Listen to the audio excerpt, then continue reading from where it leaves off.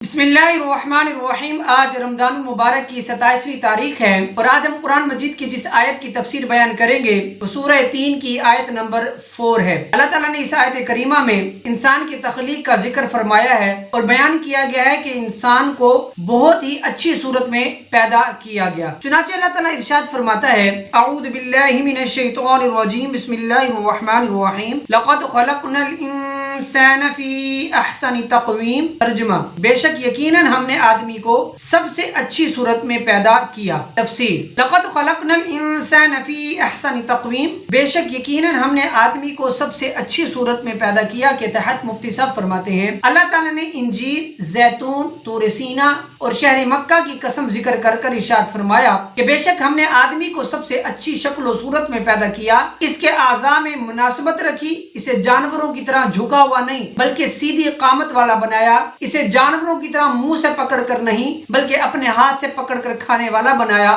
اور اسے علم، فہم، عقل، تمیز اور باتیں کرنے کی صلاحیت سے مزین کیا، اللہ تعالیٰ کی معرفت حاصل کرنے کا ذریعہ۔ اگر انسان اللہ تعالیٰ کی دیگر مخلوقات کو سامنے رکھتے ہوئے اپنی تخلیق میں غور کرے تو اس پر روز روشن کی طرح واضح ہو جائے گا کہ اللہ تعالیٰ نے اسے حسن صوری اور حسن معنوی کی کیسی کیسی عظیم نعمتیں عطا کی ہیں، اور اس چیز میں جتنا زیادہ غور کیا جائے اتنا ہی زیادہ اللہ تعالیٰ کی عظمت اور قدرت کی معرفت حاصل ہوتی جائے گی اور اس عظیم نعمت کو بہت اچھی طرح سمجھ جائے گا۔ یہ تھی قرآن مجید کی آیت کی تفسیر جس میں بیان کیا گیا کہ انسان کو بہت ہی اچھی صورت میں پیدا کیا گیا، اس کو عقل، فہم، تمیز اور باتیں کرنے کی صلاحیت عطا کی گئی ہے۔ اب یہاں میں ایک فرمان مصطفیٰ صلی اللہ تعالیٰ علیہ وسلم بیان کرتے ہیں۔ چنانچہ حضرت عبداللہ بن عمر رضی اللہ تعالیٰ عنہ سے روایت ہے کہ نبی کریم صلی اللہ تعالیٰ علیہ وسلم نے ارشاد فرمایا جو شخص خاموش رہا اس نے نجات پائی۔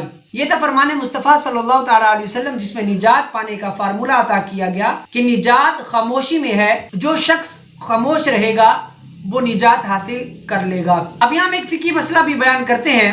جنابت یعنی غسل فرض ہونے کی حالت میں صبح کی، بلکہ اگرچہ سارا دن یعنی بے غسل رہا، روزہ نہ گیا، مگر اتنی دیر تک قصدن یعنی جان بوجھ کر غسل نہ کرنا کہ نماز قضا ہو جائے، گناہ ہو، حرام ہے۔ حدیث شریف میں فرمایا گیا کہ جس گھر میں جنب ہو اس میں رحمت کے فرشتے نہیں آتے۔ اللہ تعالیٰ سے دعا ہے جو کچھ سنا پڑا اس پر عمل کرنے کی توفیق عطا فرمائے اور اللہ تعالیٰ صحیح معنوں میں قرآن و سنت کا فہم نصیب فرمائے، آمین۔ جزاک اللہ۔